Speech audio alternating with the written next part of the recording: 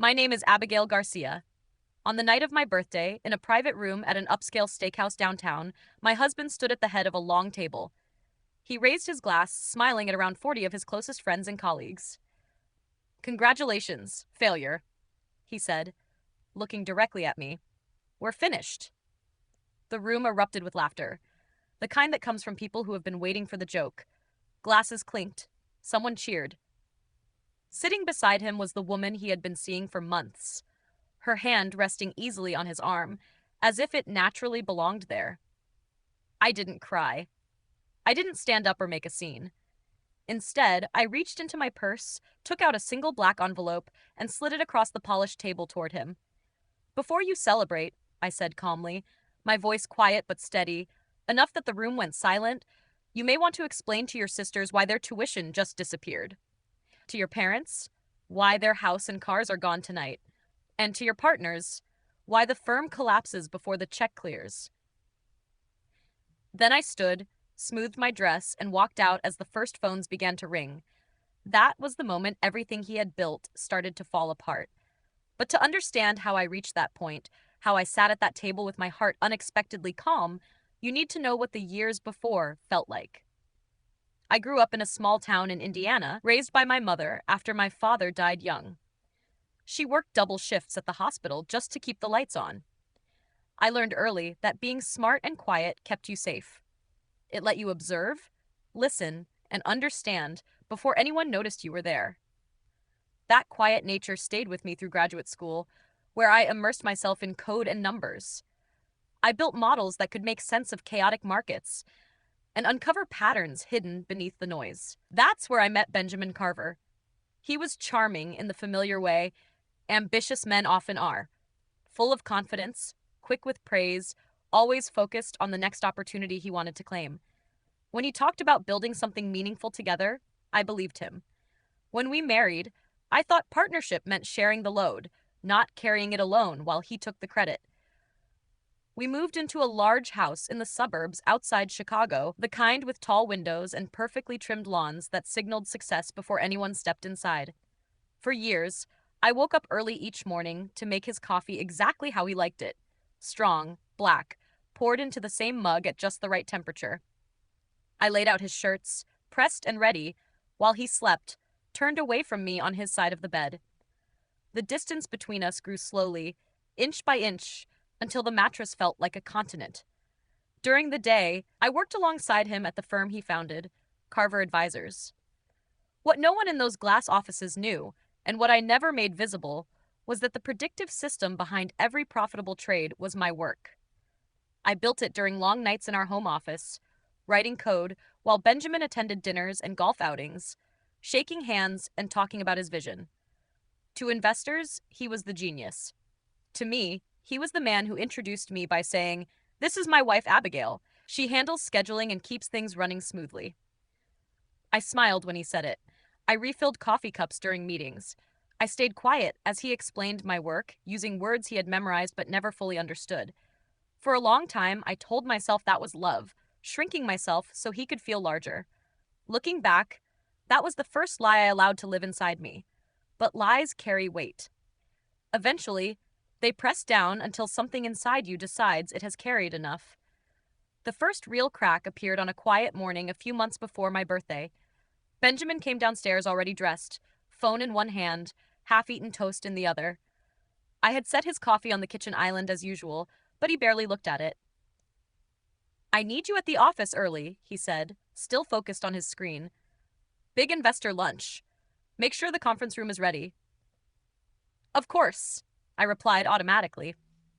What I didn't say was that I'd been awake until early morning refining the system that made those investors eager to keep funding us. The algorithm I'd built, my long-standing, silent focus, could identify patterns no one else saw. It was the reason Carver Advisors had grown so quickly. The reason rooms full of men in expensive suits listened when Benjamin spoke. But in his version of the story, it was always his insight. That afternoon, while arranging folders in the conference room, I overheard two newer executives talking in the hallway. "He's bringing in his old college friend as chief strategist," one said. "Big changes are coming." "About time," the other laughed. And what about her? Still playing assistant? They didn't see me through the glass. I stood there holding leather portfolios, feeling the weight of being discussed like outdated furniture. Later that week, while backing up files at home, something Benjamin insisted on for security, I found a folder buried deep in the system. It was labeled simply Reorg. Inside were drafts and new organizational charts. Benjamin was at the top. His college friend had a prominent role. My name was nowhere, not in operations, not in technology, not even as support. There was also a memo about streamlining and cutting redundant positions once certain personal matters were resolved. Personal matters. I leaned back in the chair, the house silent around me, and felt something cold settle in my chest. It wasn't shock so much as recognition. The slow erosion I'd felt for years finally had a clear direction. I could see where it ended. A few days later, I stopped at a cafe near the office for lunch alone, something I rarely did. I had just ordered when Stephanie, Benjamin's assistant, walked in with a woman I didn't recognize. They sat at the table behind me. I don't know why I pulled out my phone and started recording. Maybe some part of me already knew. "The birthday thing is all set," Stephanie said, her voice carrying that excited whisper people use when sharing gossip. "Private room downtown. He wants everything perfect." "So it's really happening?" her friend asked. "Oh, absolutely. He's been planning this for months, moving things around, making sure she won't have a leg to stand on when it's over. Poor thing still thinks it's a celebration." They laughed quietly. I sat completely still, my sandwich untouched, as Stephanie continued. "Everyone knows about Lilith. Everyone except her." Lilith. The name dropped like a stone into still water. I paid the bill with unsteady hands and walked several blocks until the air felt thin enough to breathe. That night, Benjamin came home late, carrying the faint scent of someone else's perfume. He kissed my cheek without thinking and went straight to the shower. I stood in the kitchen for a long time, holding a glass of water I never drank. The next day, I contacted Megan Ellis, an old friend from graduate school who now worked in forensic accounting. We met at a small bar in Wicker Park, far from anyone who might recognize me. She listened as I told her everything. The files, the conversations I'd overheard, the slow removal of my work from company records. When I finished, she leaned back and looked at me directly. "This isn't just a divorce, Abigail," she said. "This is a razor. He's not just leaving you. He's making sure no one remembers you were ever part of any of it." I nodded. I already knew she was right. Driving home that night, passing under streetlights, something shifted inside me. Not anger. Not yet. Something quieter. A decision. I had spent years making myself invisible to keep the peace. Now, I would use that same invisibility to protect what was mine. In the weeks that followed, I moved through our house like a shadow, repeating the routines that had defined me. Morning coffee, perfectly arranged files, silent nods at family dinners at his parents' house. But inside, something was tightening into focus, a steady resolve that felt like waking after a long, empty sleep. I started carefully. Late one night, after Benjamin fell asleep on the couch with his phone still in his hand, I locked myself in the upstairs guest bathroom. It was the only door in the house that closed without questions. Sitting on the edge of the tub, with my laptop balanced on my knees, I began building what I needed. Years earlier, I had learned about quiet structures while helping his family manage investments, ways to protect assets, to link things together without drawing attention. Now, I turned that knowledge inward. I created a series of discrete companies, names designed to blend into the background, registered in places where paper trails faded easily. They weren't weapons yet. They were safeguards, places to hold what truly belonged to me, the code, the ideas, the parts of myself I had given away. One evening at his parents' house, over a dinner of roast and wine they praised like it was rare treasure, his father complained about the interest rates on their lake house loan. I looked up from my plate, where I had been pushing food more than eating.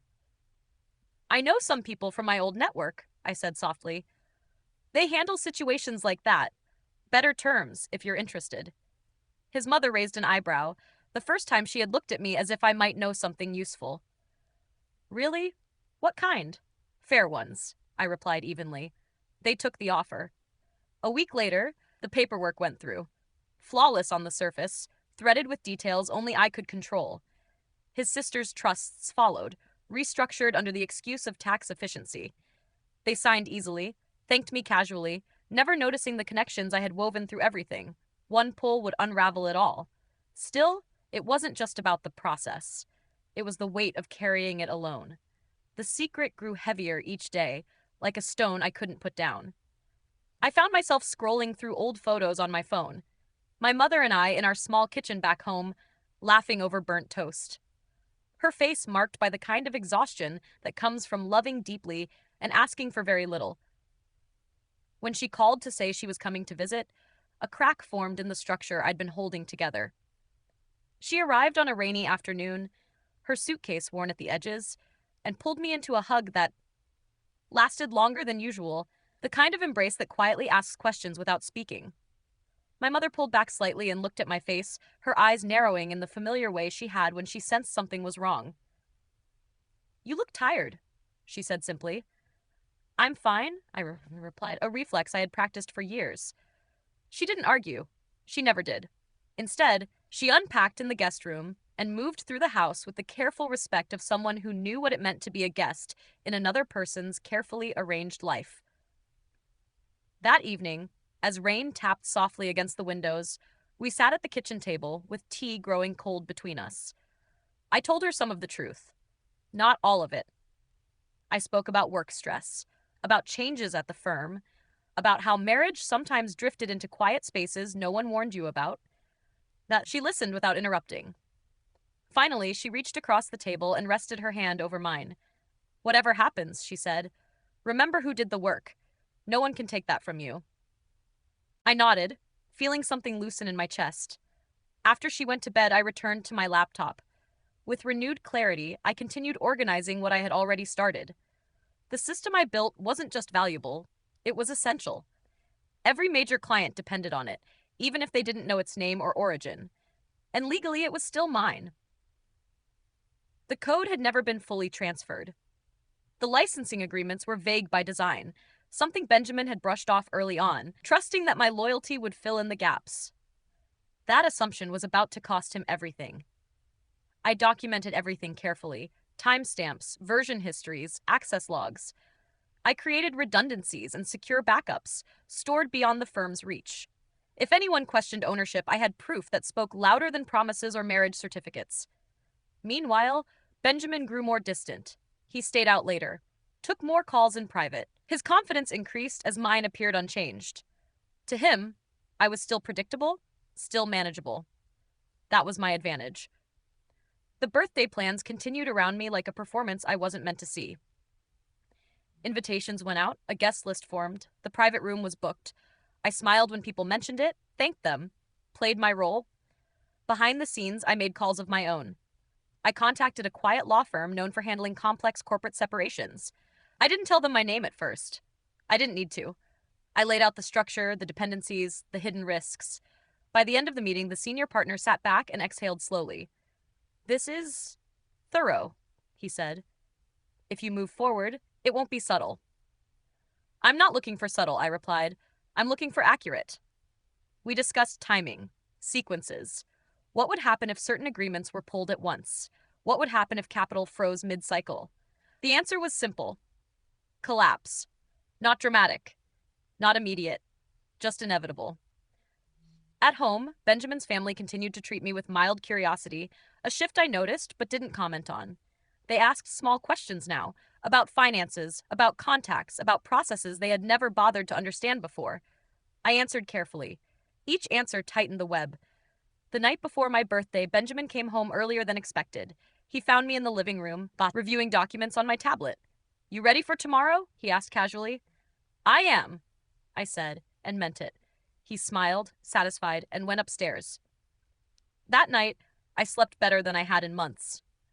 The following evening, we arrived at the steakhouse together. The room was exactly as planned: long table, dim lighting, crystal glasses set precisely. Familiar faces filled the space, people who had benefited from my work while applauding his name. I took my seat without comment. When Benjamin stood to speak, I watched him carefully. His posture was confident, his voice steady. He believed the outcome was already decided. Everything that followed unfolded exactly as I had prepared for. When I slid the envelope across the table, it wasn't dramatic. It was administrative. Inside were notices, license terminations, asset freezes, and withdrawal confirmations, all timed to activate the moment the room erupted into laughter. The phones started ringing before I reached the door. Outside, the city hummed as if nothing had changed. Cars passed, people laughed on the sidewalk. Life continued. For me, it was quieter. In the days that followed, the firm unraveled methodically. Investors pulled out, accounts locked, legal inquiries surfaced. Benjamin's public explanations shifted daily, but none of them addressed the core issue. The foundation was never his alone. His family called, then stopped calling. Lilith disappeared from the picture before the week ended. I moved out of the house shortly after, taking only what I needed. My mother helped me pack, never asking for details. She didn't need them. We returned to my small hometown for a short visit. Sitting at the same kitchen table from my childhood, I felt something I hadn't in a long time: balance. The system I built didn't vanish. It evolved. This time, under my name, on my terms. I didn't seek revenge. I didn't raise my voice. I didn't expose secrets for spectacle. I corrected the record. What people choose to celebrate is often based on what they think they know. What actually matters is who holds the structure together when the applause fades. That night at the steakhouse wasn't the end of my marriage. It was the end of my silence. The weeks after everything fell apart were quieter than I expected. There were no confrontations, no public apologies, no dramatic attempts to fix what could no longer be repaired. The silence itself was confirmation that I had been right. I focused on practical matters. I finalized the legal separation, transferred remaining assets, and ensured every agreement reflected reality rather than assumption. The process was efficient, almost impersonal, and that suited me. Emotion had already done its work. What remained was structure. Professionally, I started again, deliberately this time. I reintroduced my work to the market under my own name, clearly documented and properly protected. The same people who once overlooked me now asked careful questions. The conversations were different. So was the respect. I chose my partnerships carefully. No titles given out of convenience. No roles defined by proximity instead of contribution. Everything was clear, documented, and mutual. At home, life simplified. Mornings became quiet instead of rushed. Coffee was made for myself, not measured to someone else's preference. I worked when I needed to, rested when I chose to, and slept without feeling like I was taking up too much space. Occasionally, I heard updates about Benjamin through professional circles. The story changed depending on who told it, but the ending was always the same. Without the system, without the structure, the image couldn't hold.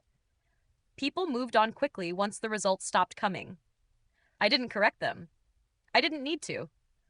My mother stayed with me for a while longer before returning home. On her last morning, she hugged me tightly and said, "You don't owe anyone your silence." She was right. Looking back, I don't see the birthday dinner as a turning point born from anger. It was the final step in a process that had been unfolding quietly for years. Every overlooked contribution, every minimized role, every moment I chose peace over accuracy. I learned that invisibility can be a shield, but only if you decide when to step out of it. Today, my work speaks for itself. My name is attached to what I build. My boundaries are clear, and my life, while smaller in appearance, feels solid in a way it never did before. Some people measure success by applause or attention. I measure it by control, clarity, and the absence of fear. That night, I didn't take anything that wasn't already mine. I simply stopped letting someone else stand in front of it. That afternoon, she arrived with a suitcase worn at the corners and pulled me into a hug that smelled like home. Benjamin was still at the office, but when he came back earlier than expected, I felt my body tighten. I smoothed my hair and glanced at the counters, checking for any sign of disorder. He greeted her with a quick peck that barely brushed her cheek, then casually announced he'd be gone for the weekend on a golf trip with clients. As his car pulled out of the driveway, she reached across the kitchen island and squeezed my hand. The next morning, with him away, we sat together eating eggs and drinking coffee as sunlight filled the room. For the first time in years, I didn't rush to clear the table. "How long has he made you feel like this?" she asked, not lifting her eyes from her plate. I froze, fork halfway to my mouth. "Like what?" She looked up at me then, calm and certain, like you have to earn your place in your own home. The words hung between us, and suddenly the tears came, hot and uncontrollable. I told her everything. The files I'd discovered, the whispers about Lilith, how my work had been slowly erased, how I'd been building something quietly, not for revenge, but because I couldn't allow myself to vanish completely. She listened with her hand over mine. When I finished, she stayed silent for a long moment. Your father's first marriage ended this way, she said at last. She waited too long, believing love meant endurance. By the end, she lost more than money. She lost her fire. She stood and pulled me up with her. Come on. We're packing what you might need, just in case. We spent the afternoon gathering essentials, documents I'd copied, clothes that felt like me, small amounts of cash. We hid everything in the back of the basement closet, behind boxes he never touched. When you're ready, she said, holding me tightly before she left, you call me. I'll be here. After she was gone, the house felt emptier, but I felt steadier, stronger in the quiet. A few days later, the flowers arrived. Large pink and white peonies delivered to the door. The card wasn't for me. Can't wait for your surprise. I called the florist, keeping my tone light as if confirming a routine order. Weekly deliveries, they said, to a downtown hotel suite, for 6 months. I set the bouquet on the counter and stared at it as the last illusion slipped away. Not with anger, but with relief. That night, lying beside him and listening to his steady breathing, I realized I wasn't angry anymore. I was clear, ready to choose myself, even if it meant walking straight through fire. The night of my birthday arrived like any other, but with a quiet awareness beneath it, the understanding that this was the end of pretending. Benjamin laid out dresses on the bed like costumes. Wear something appropriate, he said, avoiding my eyes. I chose a simple black dress from the back of my closet, one I'd bought before him, when clothing was about how I felt, not how I appeared beside someone else. We drove downtown in silence, his phone lighting up with messages he angled away from me. The private room at the steakhouse was already buzzing when we arrived. 40 people, his friends, firm partners, their polished wives and girlfriends. No one from my world. Not a single face that knew me beyond being Benjamin's shadow. He guided me forward with a hand on my back that felt more like direction than affection. At the head of the table, his name card gleamed. Mine sat at the far end. Beside him was Lilith Hale. She glanced up, her smile brief and knowing, before turning back to the man next to her. Benjamin's college friend, the one positioned to replace me. His mother greeted me with an air kiss and a look that suggested she already knew how the story ended. I took my seat among the younger wives, their talk of vacations and trainers washing over me like background noise. The courses passed untouched. Wine flowed freely. Benjamin controlled the room, laughter rising exactly when he wanted it to. Lilith touched his arm at just the right moments. By dessert, a rich chocolate dish with a single candle, everyone was watching. Benjamin stood and tapped his glass. Silence fell instantly. Before we toast Abigail's birthday, what should he said smoothly, I have something to share. His eyes flicked toward me. I felt the envelope in my purse, its edge sharp against my fingers. Congratulations, failure, he announced, smiling without warmth. We're finished. Laughter burst out, relieved and loud. Glasses lifted. Cheers followed. Lilith clapped softly, her expression satisfied. I stayed seated for a moment, breathing it in. Then I stood. I walked the length of the table, my footsteps echoing as confusion spread across their faces. I placed the envelope in front of him, my hands steady. Before you celebrate, I said evenly, you should explain to your sisters why their tuition just vanished. To your parents, why their house and cars disappear tonight. And to your partners, why the firm collapses before the check clears. The silence was complete. Benjamin stared at the envelope, then at me, his certainty cracking. I turned and walked out. In the lobby, my phone vibrated once, then again. I ignored it, stepped into the cool night air, and crossed to my car. Inside, I opened my laptop and watched the dashboard come alive. Notices triggered one by one. Loans called. Systems locked. Funds frozen. Everything connected. Everything falling exactly as planned.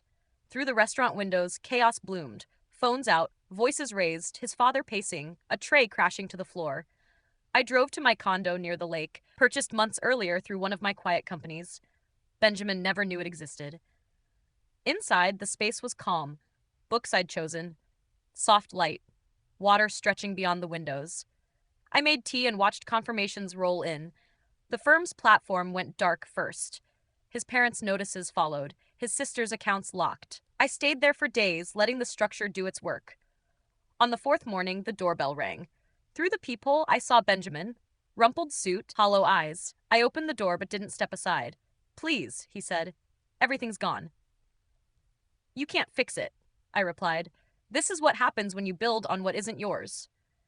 He handed me legal papers. I flipped through them calmly. You should go, his lawyers responded. Mine countered with proof, emails, recordings, documentation of who built what. The threats collapsed. Lilith appeared days later, handing over a drive of evidence. I passed it to investigators. The board called an emergency meeting. I walked into that glass room as the owner. I laid out the ownership structure on the screen. Every system you rely on is mine, I said. Patented, documented. They signed within the hour. I didn't stay long. I sold the system to a competitor and started fresh. Garcia Insights. I built a team of women who had been overlooked just like I was. We worked without ego. Every contribution recognized, clients followed. Benjamin faded. My mother visited the new office and traced my name on the door. You didn't just survive, she said. You created something beautiful. Months later, I saw him across a conference hall. He looked away first. I spoke to a full room. I funded others quietly, and when an unknown number texted, I know you took everything. I blocked it. I didn't take what wasn't mine. I removed what was false and built something real in its place. Sometimes betrayal clears the space for truth. And in that space, you don't just survive. You finally live.